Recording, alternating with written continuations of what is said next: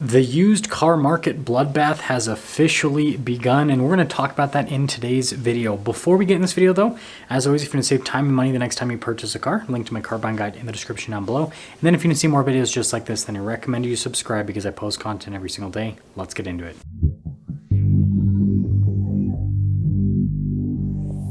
So Cox Automotive just released a report on the wholesale used car market, and we are finally seeing meaningful decline. So in the first half of April, there was a decline of about 2.7%. That's what their estimates show. And so that puts us in a situation where year over year, we're down by about 4%, which I know might not sound like a lot, but that is meaningful change in the direction of, prices coming down.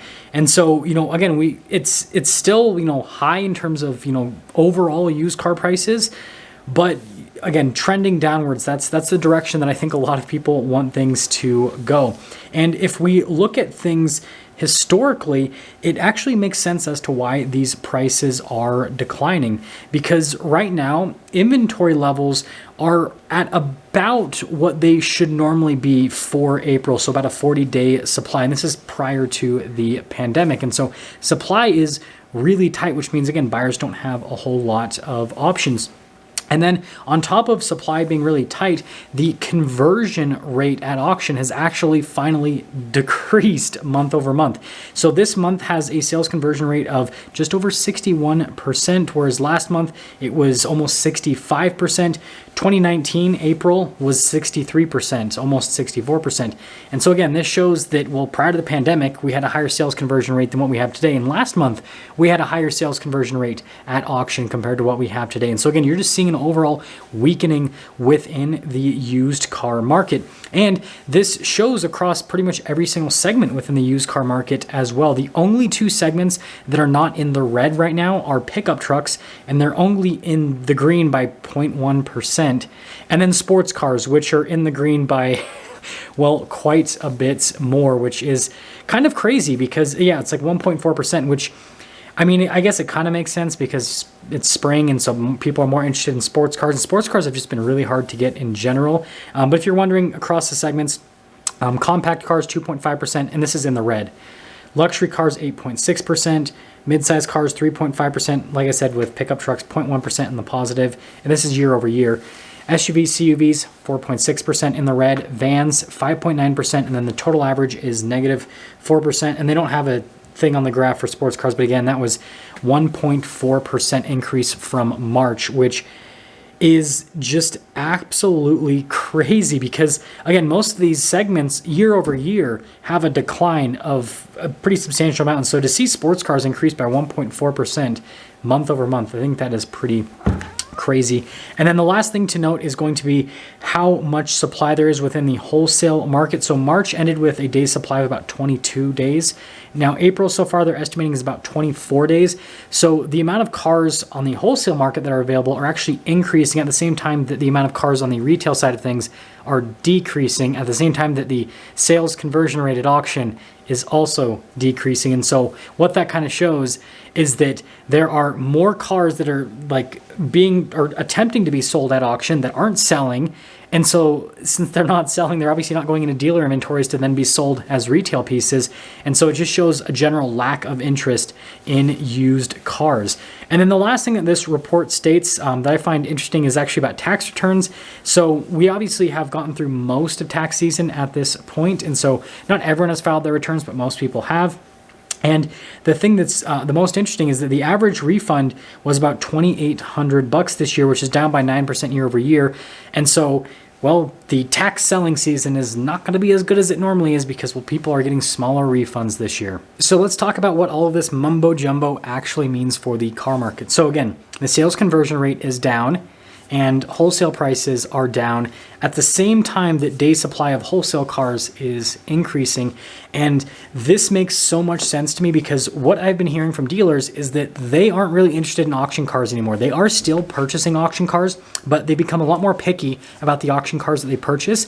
And a lot of dealers have been trying to get out of the whole auction scene and just purchase more cars from private parties. Something that's become very popular at dealerships is just going out and looking at these ads of vehicles that are posted online with third-party websites, like think Craigslist, for example, and they're calling these sellers and just trying to buy those cars for their inventory because they'd rather just buy them direct from the sellers than get those cars at auction. And so what this means is that we're just going to continue to see these wholesale prices slip because we're going to see fewer and fewer cars selling at auction. We're going to see that wholesale, market increase in terms of volume, right? The day supply of wholesale cars is going to increase at the same time that the day supply of retail cars is not increasing, right? Because that's the thing that's interesting about the situation is the amount of retail cars on the used market that are available, it's not increasing. And so what this shows is that the cars that dealers have right now, right? Those are the cars they have. They're not really adding to that supply.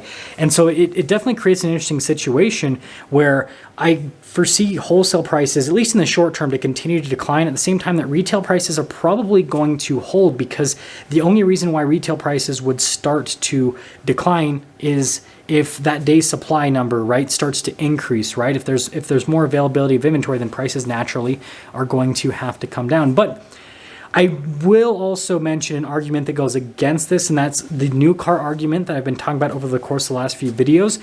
There are huge discounts on new cars currently. Like, not every single brand has big discounts, but a lot of brands now not only have rebates, but the dealerships that represent those brands are also, releasing heavy discounts on vehicles. And so this puts the market in a pretty interesting situation where there are a lot of relatively new used cars, so think 2020s, 21s, 22s, and some 23s that are basically the same price as these new 2023s that are available in lots, and there are even some 2024s now.